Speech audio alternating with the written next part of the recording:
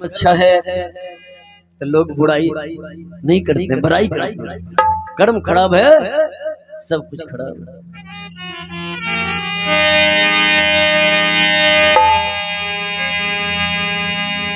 तो चलिए मैं कहानी सुना रहा हूं अपने ही भारतवर्ष की कहानी है। भारतवर्ष के राजा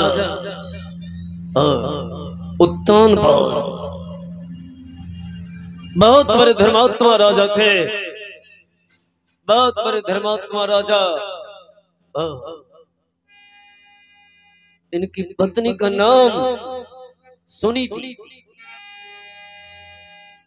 राजा साहब की उम्र लगभग 55 वर्ष हो गई थी। रानी जी की उम्र लगभग 50 वर्ष। धन दौलत कोठा अमारा जाल जमीन, किसी भी चीज की कमी नहीं थी। बाबूजी, न धन दौलत की कमी थी, न मान सम्मान की कमी थी। बाबूजी, वहां की प्रजाओं की आवाज है कि राजा होना चाहिए तो उत्तानपाद के जैसा, किसी माई का लाल होना चाहिए तो राजा उत्तानपाद के जैसा, किसी देश का सपूत होना चाहिए तो राजा उत्तानपाद के जैसा। लेकिन बाबूजी, सब कुछ था पर पुत्र नहीं था। सब कुछ था पर पुत्र नहीं था। सब कुछ था पर पुत्र नहीं, सब कुछ था पर पुत्र नहीं था। किसी भी चीज की कमी नहीं थी, लेकिन एक ही चीज की कमी थी। किस चीज की कमी थी? संतान की कमी थी। संतान के नाम पर न बेटा था और न बेटी थी। जिस घर में धन दौलत कोठा बारह जाल जमीन की कमी नहीं हो और उस घर में तोतली भाषा बोलने वाला बच्चा नहीं हो तो घर अच्छा नहीं लगता है। कहा गया ना कि एक श्याम सलाना चाहिए माँ बाप के लिए, और एक श्याम सलाना चाहिए माँ बाप के लिए। संतान बिना घर आंगन अच्छा नहीं, संतान बिना घर आंगन अच्छा नहीं लगता। एक श्याम सलाना चाहिए माँ बाप के लिए। एक श्याम सलाना चाहिए माँ बाप के लिए। संतान बिना घर आंगन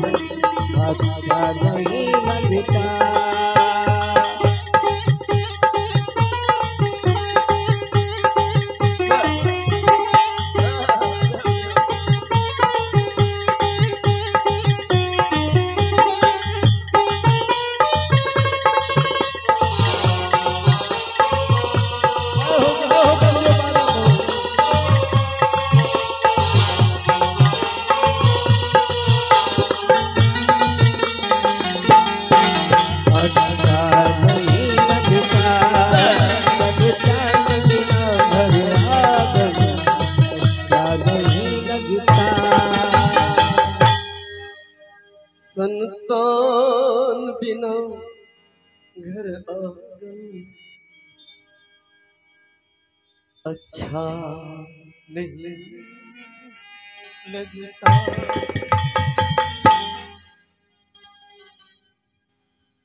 राजा साहब बैठे, रानी जी बैठी है,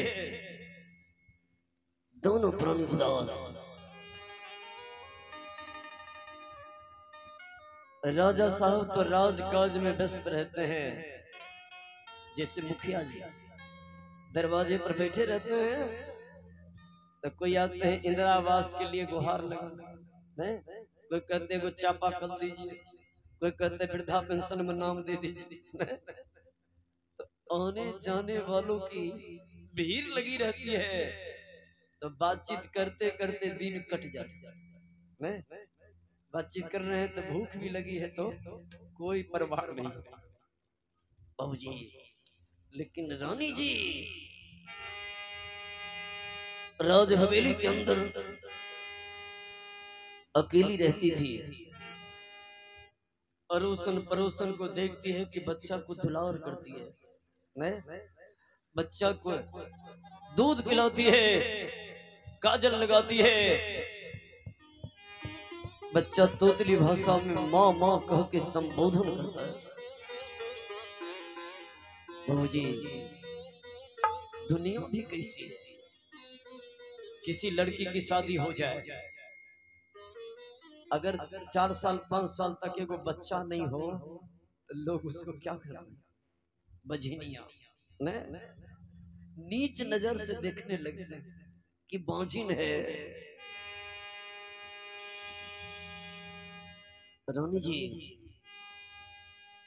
भगवान के दरबार में हाथ जोड़ के कहती, प्रभु जी जन्म दे दिया राजा के घर में, बना दिया रानी, लेकिन एक ही चीज की कमी दे दी। किस चीज की? संतान नहीं दिया। नहीं, रानी तो बना दिया लेकिन बांझिन का ठप्पा लगा दिया। भगवान के दरबार में बैठ करके रो रही है, हाथ जोड़ करके कि प्रभु जी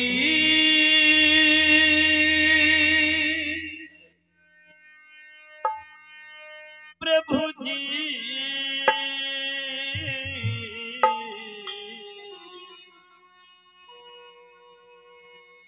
अहो दे दो एक संतान, दे दो एक संतान। प्रभु जी प्रभु जी दे दो एक संतान, दे दो एक संतान। प्रभु जी प्रभु जी दे दो एक संतान, दे दो एक संतान। प्रभु जी प्रभु जी दे दो एक संतान, दे दो एक संतान।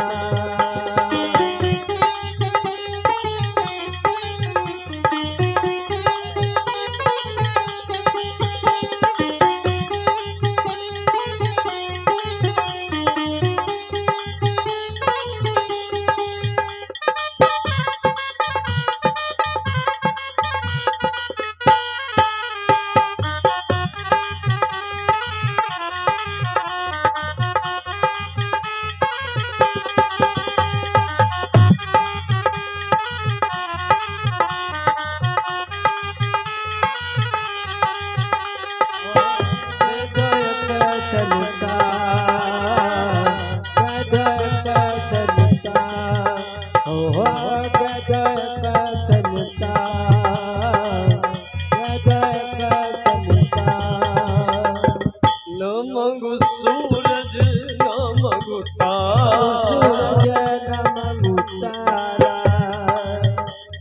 देखिए भगवान के दरबार में हाथ जोड़ के रानी जी कहती, न सूरज मांगती हूँ न तारा मांगती हूँ भगवान, न मांगू सूरज जन्म उतारा, दे दो कुल का दीपक प्यारा, दे दो कुल का दीपक प्यारा। कुल मतलब क्या? कुल मतलब किनारा भी होता है, कुल मतलब खानदान। यहाँ खानदान दे दो कुल का दीपक प्यारा, तुम हो दयाल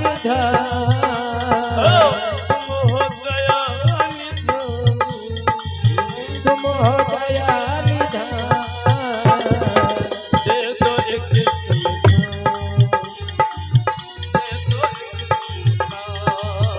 प्रभु जी प्रभु जी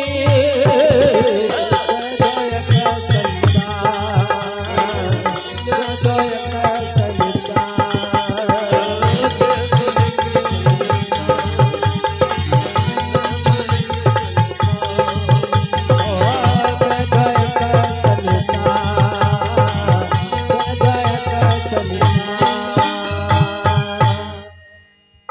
प्रभु जी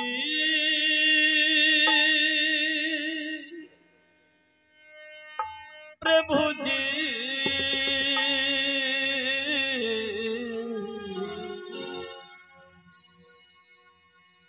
दे दो एक संतान,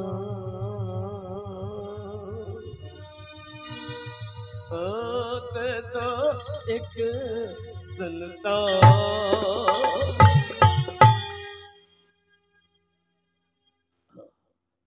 लेकिन बाबूजी दिन बीत रहा है, दोनों पति और पत्नी के बीच कोई संतान नहीं हुआ। रानी जी रात के समय में बैठी हैं, राजा साहब आते हैं।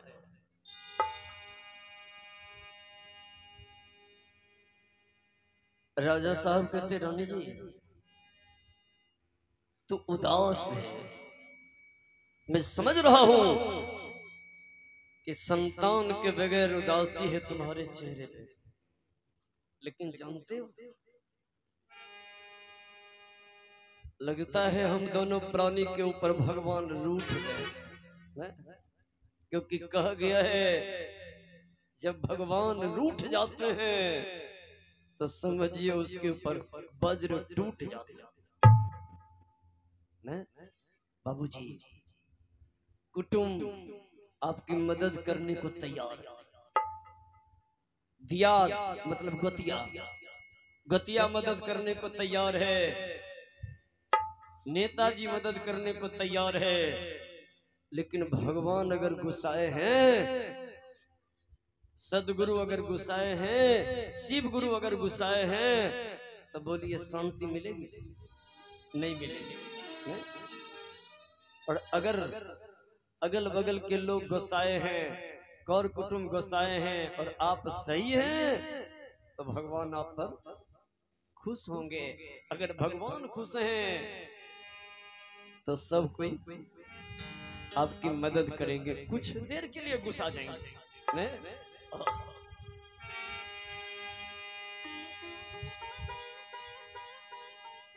रानी जी धर्म ग्रंथ पढ़ रही थी, पढ़ते पढ़ते एक पंक्ति पर नजर चली गई। रानी जी वो धर्म की पुस्तक, धर्म ग्रंथ लेकर के दौड़ के पथ दे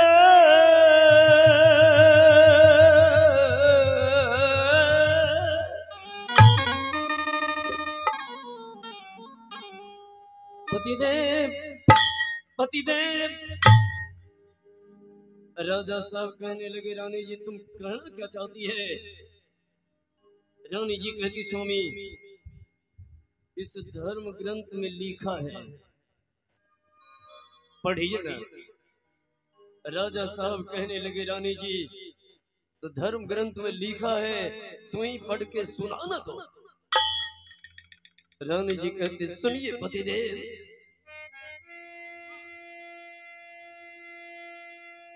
कि इस धर्म ग्रंथ के पन्ने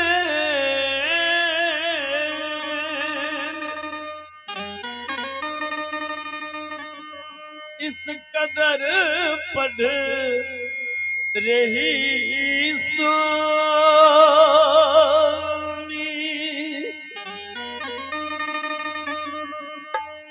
आह जिसका संतान नहीं होता,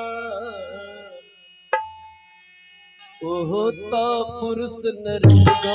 जिसको संतान नहीं होता वो होता पुरुष नरकगामी। जिसका संतान नहीं होता वो होता पुरुष नरकगामी। जिसको संतान नहीं होता वो होता पुरुष नरकगामी।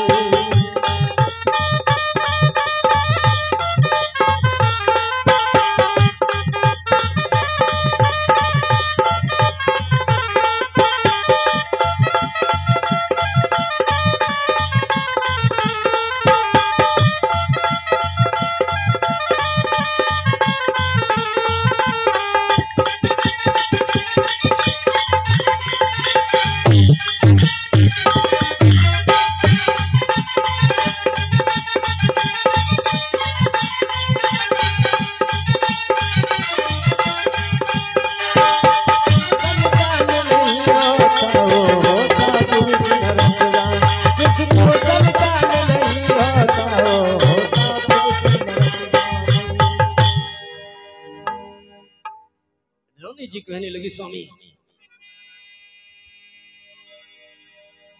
इस धर्म की पुस्तक में लिखा है कि संतान के नाम पर बेटा चाहे बेटी जरूरी है। संतान के नाम पर जिसको न बेटा है और न बेटी है उसको नरक में जाना पड़ता है।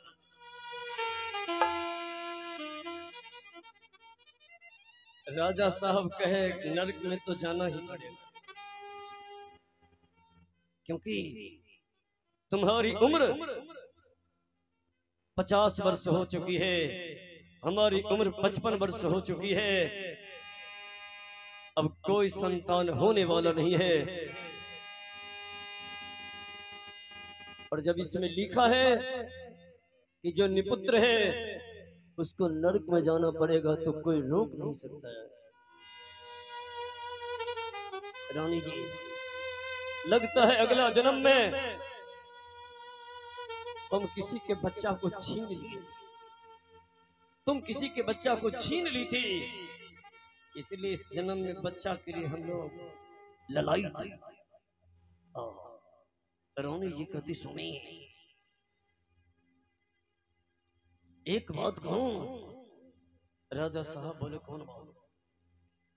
रानी जी कहती स्वामी, आप मर्द हैं, हम औरत हैं। औरत के पास ये पावर नहीं है कि दूसरी शादी कर सकती है, लेकिन मर्द के पास पावर है, अधिकार है कि मजबूरी में वो दूसरी शादी कर सकता है। अगर बच्चा नहीं होता है ना तो दूसरी शादी कर लेगा, लेकिन अगर औरत दूसरी शादी करेगी तो औरत को कलंक लग जाएगा। लोग कलंकनी कह के पुकारेंगे।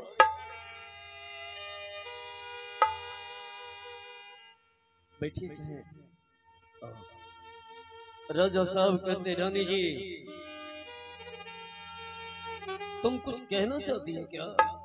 रानी जी कहती जी पतिदेव। राजा साहब कहते बोलो। रानी जी कहती स्वामी हमारी उम्र बहुत ज्यादा हो गई है, इस सूखा हुआ पेड़ में अब फल नहीं लग सकता है। एक काम कीजिए, आप दूसरी शादी कर लीजिए, दूसरी पत्नी आएगी, अगर उस पत्नी से कोई संतान पैदा हो गया तो आप निपुत्र नहीं कहलाएंगे, हम ही न बजनिया कहलाएंगे।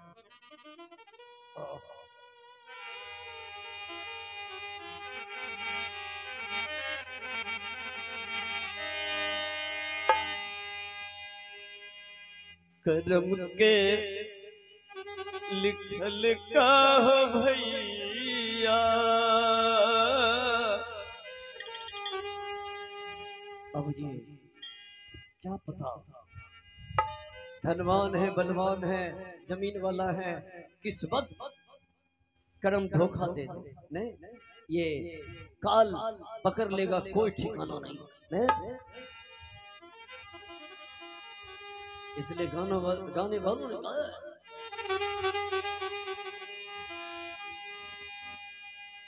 कि कर्म के लिखल का भैया,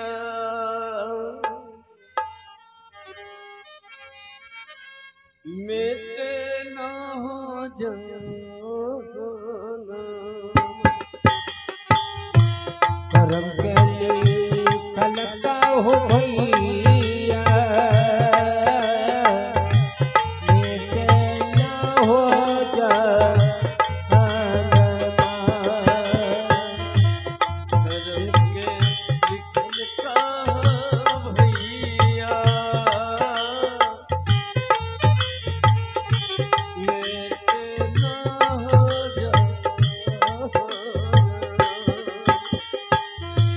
कर्म के लिखल का हो भैया, मेटे ना हो जाना, कर्म के लिखल का भैया,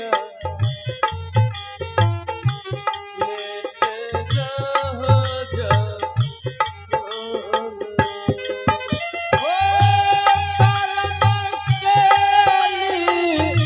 खलका हो भैया,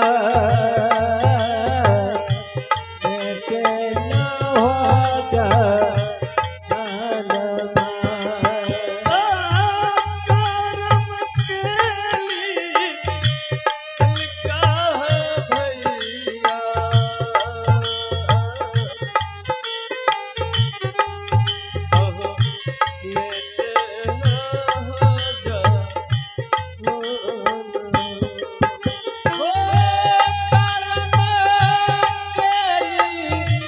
खलका हो भैया,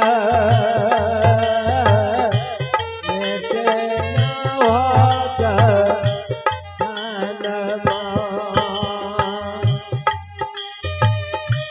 मिट्टिया में मिल जाइए एक दिन,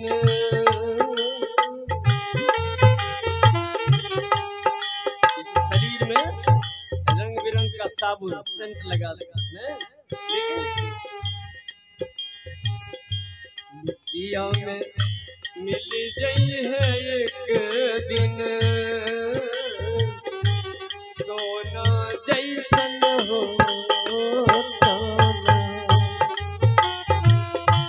मिट्टिया में मिल गई है एक दिन, सोना जैसन हो तानमा, मिट्टिया में मिल जाइए एक दिन, सोना जैसन हो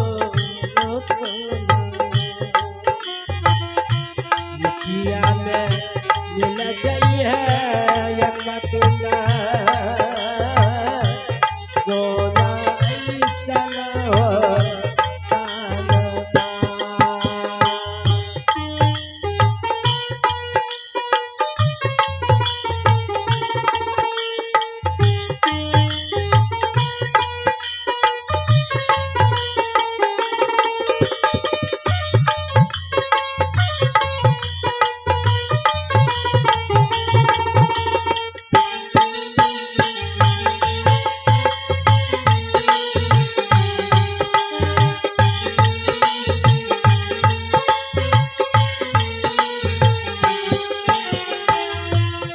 जिया में मिल गई है एक दिल सोना जैसन ताना करम के लिखल का भैया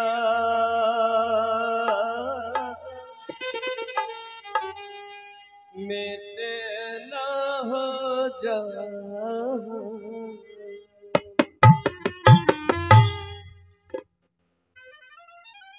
रानी जी कहती है पतिदेव आप दूसरी शादी कर लीजिए, हमारी दूसरी सौतीन आएगी, उससे संतान पैदा होगा, आपको निपुत्र का धब्बा छूट जाएगा। इसमें जो लिखा है जो निपुत्र है उसको नरक में जाना पड़ेगा। आप नरक में नहीं जाइएगा, हम ही नहीं जाएंगे। देखिए परिश्रम करना बुरी बात नहीं है, नहीं मंजिल मिले चाहे नहीं मिले,